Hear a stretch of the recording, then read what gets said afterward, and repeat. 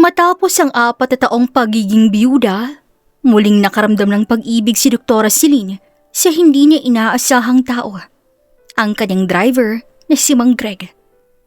Sa kabila ng agwat ng edad at estado sa buhay, pinili nilang ipaglaban ang kanilang nararamdaman. Hinarap nila ang pagtutol ng ina ni Celine, ngunit sa huli, makakaya ba nilang ipaglaban hanggang dulo ang kanilang pag-iibigan? Pakinggan po natin ang buong kwento dito lamang sa ating programang Mi Amore Confession. 4 na taon ng biyuda si Doktora Celine. Sa edad na 39, dala pa rin niya ang tindig at ganda ng isang babaeng sanay alagaan ng sarili. Maayos ang kanyang buhay, may sariling klinika, malaking bahay sa lungsod at sapat na ipon para hindi mag-alala sa bukas. Pero sa kabila ng lahat ng yun, may bahagi sa puso niyang tila nananatiling tahimik. Noong nakarang linggo, nagpaalam ang matagalan niyang driver na si Paul. Uuwi na raw to ng probinsya. Hindi na siya napigilan ni Celine. Naiintindihan naman yun ng biyuda. Pero aminado siya sa kanyang sarili na nahirapan siyang mag-adjust. Sanay na siya na may kasama sa araw-araw, lalo na sa biyahe papunta at pauwi ng klinika. Isang hapon dumaan ang kanyang ina. Napag-usapan nila ang problema niya sa driver at doon na rin lumabas ang solusyon. Kung gusto mo, ang driver ko na lang, sabi ng ina niya. Matagal na sa akin si Greg at I assure you na maaasahan siya. Nag-isip sandali si Celine. Papayag ba siya? Ngumiti ang matanda. Wala siyang reklamo. Tahimik lang yun pero mabuti ang puso. Kinabukasan, dumating nga si Mang Greg. Unang tingin pa lamang ni Celine, napansin niya na agad ang kakaibang presensya nito. Hindi to katulad ng inaasahan niyang matanda na, pagod at mahina ng katawan. Sa edad na 56, hindi niya akalaing matikas pa rin si Mang Greg. May konting uban ng buhok pero bagay naman dito. Malinis ang pananamit at higit sa lahat, may disiplina sa kilos. Magandang umaga po, Ma'am Celine. Magalang niyang bati. Magandang umaga rin, Mang Greg. Tugon niya, bahagyang sinusuri ito mula ulo hanggang paa. Simula ngayon, kayo nang magdadrive sa akin. Opo, ma'am. Gagawin ko po ang lahat ng makakaya ko. Sa mga sumunod na araw, unti-unting napansin sila ng mga bagay na hindi niya agad nakita sa una. Tahimik si Mang Greg pero lagi tong alerto. Hindi madaldal pero pag kinausap mo, may laman ng mga sagot. Maingat din tong nagmaneho. Hindi siya nagmamadali pero hindi rin naman mabagal.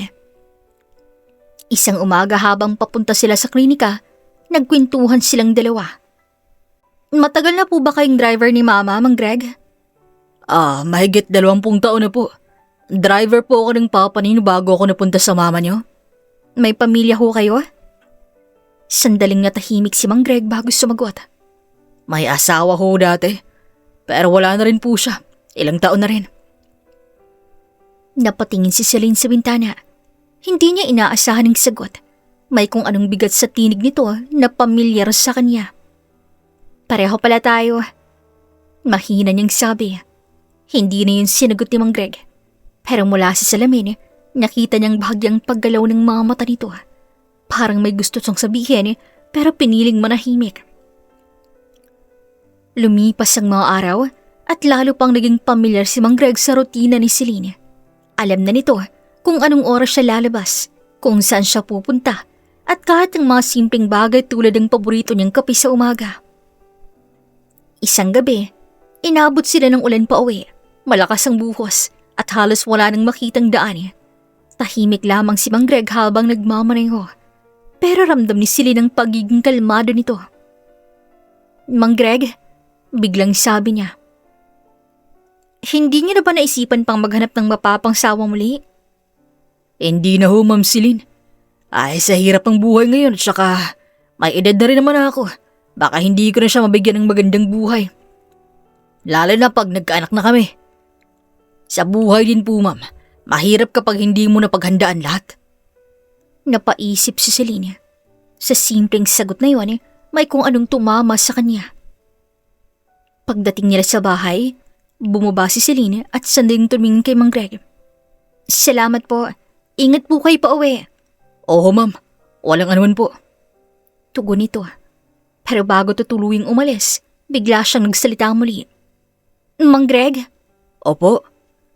Simula bukas, dito na lamang po kayo tumira sa staff room para hindi na po kayo mahirapan sa biyahe.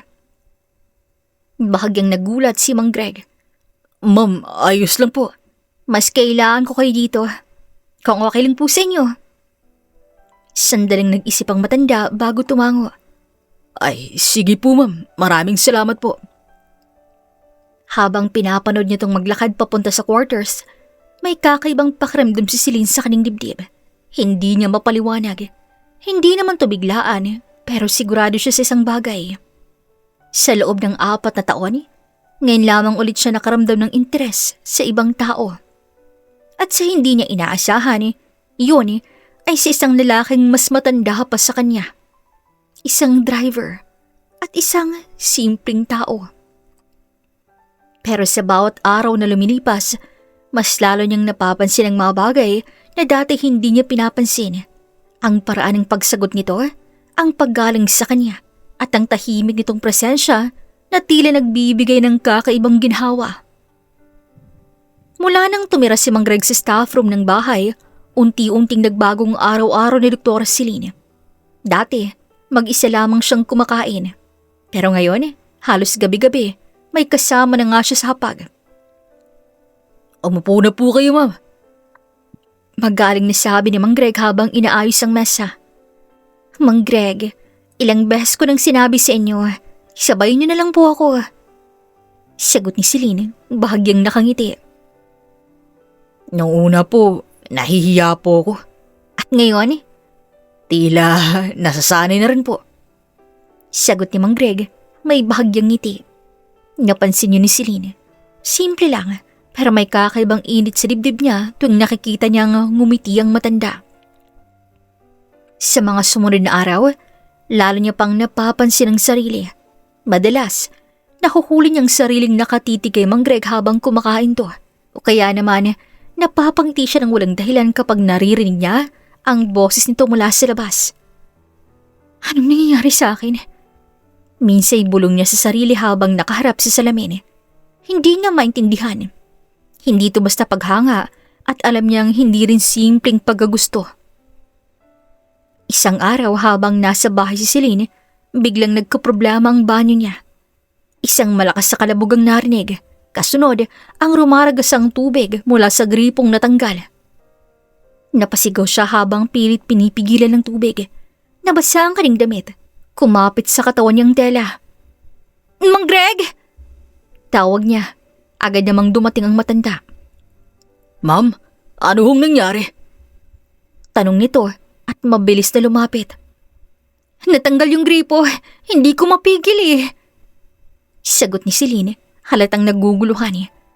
Hindi na nagaksay ng oras si Mang Greg. Agad nitong inayos ang gripo, hinigpitan at ilang sandali lang tumigil ang tubig. Tahimik silang dalawa pagkatapos noon. Doon lamang napansin ni Mang Greg ang itsura ni Celine. Basang-basa ang suot nito at nakadikit na sa kanyang katawan. Hindi niya maiwasang mapatingin pero pilit niyang iniiwas ang mga mata. Napansin naman yun ni Celine. Mang Greg? Mahina niyang tawag. Po, ma'am? Sagot nito na hindi pa rin makatingin ng diretso. Okay na po ba? Ay, opo, ayos na po. Tumango si Celine pero hindi siya agad umalis. Sa halip, mas lumapit siya. Mang Greg, tingnan niyo nga ako. Nag-atubili ang matanda pero dahan-dahan tong tumingin. Nagtagpo ang mga mata nila at sa sandaling yun parang may nag-ibang pader sa pagitan nila. Pasensya na po kung... Hindi na natuloy na Mang Greg ang sasabihin. Kung ano? Tanong ni Celine na mas lumapit pa. Kung napapatingin po ako, hindi ko ho sinasadya. Ngumiti si Celine. Hindi galit at hindi rin nahihiya. Kasi basa ako? Napayuko si Mang Greg. Hindi po yun ang punto, ma'am. Ano? Hindi agad nakasagot si Mang Greg. Kita sa mukha nitong pag-iingat, parang may pinipigilang sabihin. Ma'am, hindi ho tama. Anong hindi tama? Yung nararamdaman ko. Diretsyong sagot nito. Napatigil si Celine. Ano bang nararamdaman mo? Tanong niya na ngayon ay seryoso na. Huminga ng malalim si Mang Greg bago sumagot. Hindi ko po dapat sabihin. Pero simula nang dumating ako rito, iba na pong pakiramdam ko. Hindi lang po kayo amo sa paningin ko. Tahimik si Celine habang nakikinig. Pero alam ko hong mali. Kaya hanggat kaya ko, inilalayo ko po ang sarili ko. Ilang segundo ang lumipas bago nagsalita si Celine. Mang Greg, hindi ka nag-iisa. Napatingin to sa kanya, nagulat. Mula nang dumating ka, iba na rin pong nararamdaman ko. Pero pilit kong tinatago kasi hindi ko rin alam kung tama ba. Ma'am, Hindi na siya pinatapos ni Celine. Dahan-dahan siyang lumapit at sa isang iglap, hinalikan niya si Mang Greg. Nagulat ang matanda. Hindi to agad nakagalaw. ma'am sandali po. Bahagya nitong sabi pero hindi rin tutuluyang umatras. Celine, huwag mo na akong tawaging ma'am ngayon. Napapikit si Mang Greg, tila nakikipaglaban sa kanyang sarili. Hindi ko po kayo pwedeng saktan. Hindi mo ako sinasaktan. Mas nasasaktan ako kapag pinipigilan natin to. Sandaling katahimikan ng namutawi. Pagkatapos, dahan-dahang ibinalik ni Mang Greg ang halik. Maingat, masuyo, at may lalim na matagal nilang itinago. Mang Greg, bulong ni Celine habang nakahawak sa braso nito. Sigurado po kayo? Oo, ngayon ulit ako nakaramdam ng ganito. Doon na tuluyang bumigay si Mang Greg. Sa loob ng banyang yon, hindi na nga nila inisip ang edad, ang estado sa buhay o ang sasabihin ng iba. Ang alam lamang nila, pareho silang nag-iisa. At sa unang pagkakataon, may natagpuan sila sa isa't isa. Pagkalipas ng ilang sandali, tahimik lamang silang magkatabi, pero hindi na yun ang dating katahimikan. Mang Greg, mahina niyang tawag. Po? Anong mangyayari sa ating dalawa? Hindi agad sumagot ang matanda. Hindi ko po alam. Pero isang bagay sigurado. Hindi ko ho kayo lolokohin. Napangiti si Celine. Hindi ko gusto yon. Ang gusto ko lang, maging totoo tayo. Tumango si Mang Greg. At sa gabing yon, nagsimula ang isang relasyong parehong hindi nila inaasahan. Isang ugnayang hindi perpekto, pero totoo. Sa paglipas ng mga araw at linggo, nagpatuloy ang relasyon ni Celine at Mang Greg. Hindi man tulantad sa ibang tao, ramdam nila sa bawat araw ang lalim ng kanilang ugnayan. Sa loob ng bahay, sa simpleng sabayang pagkain, sa tahimik na usapan sa gabi, doon na buong isang pagmamahalang hindi nila kailanman inasahan. Minsan naiisip ko, sabi ni Celine isang gabi habang magkatabi silang dalawa sa sala. Kung bakit ngayon pa kita nakilala. Ngumiti si Mang Greg ng marahan. Siguro, kasi ngayon pa lamang kayo naging handa. Napangiti si Celine. Sa simpleng sagot na yon, lalo niyang naramdaman kung gaano siya kaswerte. Lumipas ang mga linggo, naging mas natural ang lahat sa kanila. Para bang matagal na silang magkasama. Hanggang isang araw, dumating ang mama ni Celine. Basta na lamang dumating sa bahay, may dalang seryosong ekspresyon sa muka. Iha, kailangan nating mag-usap. Bungad nito. Napatingin si Celine kay Mang Greg na noon ay nasa gilid lang. Greg, pwede mo kaming iwan muna? Oo, ma'am. Sagot nito. Agad na umalis papunta sa labas. Naiwan silang dalawa sa sala. Ano po yun, ma? Naupo ang kaning ina at tumingin diretso sa kanya. Iha, matagal ka ng byuda at naiintindihan ko kung gusto mong mag-move on. Kaya gusto kitang tanungin, Talaga bang may bala ka bang mag-boyfriend ulit? Napangiti siya ng bahagya. Meron na po, ma. Bahagyang naggulat ang matanda. Talaga? Aha. Tumango ang kaning ina. Kung yan ang magpapasaya sa'yo, wala akong tutol. Buhay mo yan. Naramdaman ni Celine ang ginahawa, pero alam niyang hindi pa doon matatapos ang usapan. Sino? Tanong ng ina. Huminga siya ng malalim. Si Greg po. Parang biglang tumigil ang mundo. Ha? Halos mapatayo ang kaning ina sa pagkakaupo. Si Greg? Opo, ma. Iyan, nagbibiro ka ba? Hindi po. Napailing to. Halatang hindi matanggap. Pero bakit? Baka si dinami-rami ng lalaki, iha. Bakit si Greg pa? Tahimik si Celine sandali, pero matatagang mga mata. Kasi, siya po ang mahal ko. Hindi sapat yan. Maraming lalaki dyan na mas bata, mas bagay sa'yo, mas kapantay mo.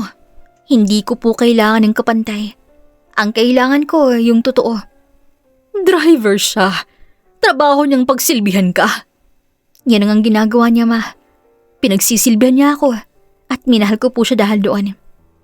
Sagot ni Celine, kalmado pero matatag. Minamahal niya ako bilang ako. Napatahimik ang kaning ina. Ma, sa 4 na taon, ngayon lamang po ulit ako naging masaya ng ganito.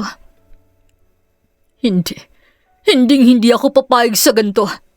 Ma, Hindi, Celine. Hindi ito ang gusto kong mangyari sa'yo. tumayo ito't kinuha ang bag. Kung ipipilit mo yan, bahala ka sa buhay mo. At tuloy na nga itong umalis. Naiwan si Celine sa salang mag-isa. Makalipas ang ilang sandali, bumalik si Mang Greg. Ayos ka lang? Hindi siya agad sumagot. Lumapit siya't niyakap ang matanda. Ayos lang ako. Basta nandito ka. Mahigpit siyang niyakap ni Greg. Hindi kita iiwan. Lumipas ang mga buwan, hindi pa rin bumabalik ang kaning ina. Paminsan-minsan lamang ang tawag, pero malamig na. Sa kabila nito, mas pinili niyang manatili sa kung anong nagpapasay sa kanya. Hanggang isang araw, habang nasa klinika siya, nakaramdam siya ng kakaiba. Pagkahilo, pagsusuka at pagod. At doon niya nga nilamang buntis siya. Matagal siyang nakaupo, hawak ang resulta. Hindi siya natakot, hindi rin siya nagsisi. Sa halip, napangiti siya. Kinagabihan, kinausap niya agad si Greg. May sasabihin ako. Ano yun? Huminga muna siya ng malalim. Magiging tatay ka na. Parang natigilan si Greg sa narinig. Ano? Buntis ako. Ilang segundo bago nag-sink in ang lahat. Celine, sigurado ka ba? Tumango siya. Hindi napigilan ng matanda ang emosyon. Niyakap siya nito ng mahigpit. Salamat. Ngunit alam ni Celine, may isa pa siyang kailangang harapin. Ang kanyang ina. Kinabukasan, pinuntahan niya to. Pagbukas pa lamang ng pinto, halatang nagulat ang matanda. Iha, anong ginagawa mo rito? Kailangan po nating mag-usap. Naupo sila. Ma, magkakaapo ka na. Nanlaki ang mata ng kanyang ina. Ano? Buntis ako. At sinong ama? Huwag mong sabihing si Greg. Napapikit ang matanda, tila ba tinatanggap ang realidad. Iha, ang hirap tanggapin ang lahat ng to. Alam ko po, pero sana'y tanggapin niyo po ako. Mahal ko po siya at wala po sa akin ang estado ng buhay. Kahit driver lang siya, masaya ako kasi totoo po siyang magmahal. Matagal na katahimikan ang namayani hanggang sa bumuntong hininga ang kaning ina. Wala na akong magagawa. Nandyan na yan. Napaluha si Celine. Ang mahalaga, hindi ka niya sasaktan. Hindi po. Dahan-dahang lumampot ang ekspresyon ng kaning ina. Kung saan ka masaya, sige, susuportahan na lamang kita. Lumapit si Celine at niyakap to. Salamat, ma. Pagbalik niya sa bahay, Sinalubong siya ni Mang Greg. Ayos na ba? Tumango siya na may ngiti. Ayos na. Lumapit siya at hinawakan ang kamay nito. Simula ngayon, wala na tayong itatago. Ngumiti si Greg. At sa simpleng tahanan yun, na buong isang pamilyang hindi perpekto sa mata ng iba, pero puno ng pagmamahal, katotohanan at pagpili. Sa huli, napatunayan ni Celine na hindi nasusukat sa edad o estado ang pag-ibig, kundi sa kung gaano to katotoo. At sa piling ni Greg, natagpuan niya ang tunay na kaligayahan. Maraming salamat po sa inyong pag-tune in, kasama kami. Hanggang sa susunod na mga kwento, at huwag pong kalilimutang mag-subscribe sa ating programang Mi Amore Confession. Paalam!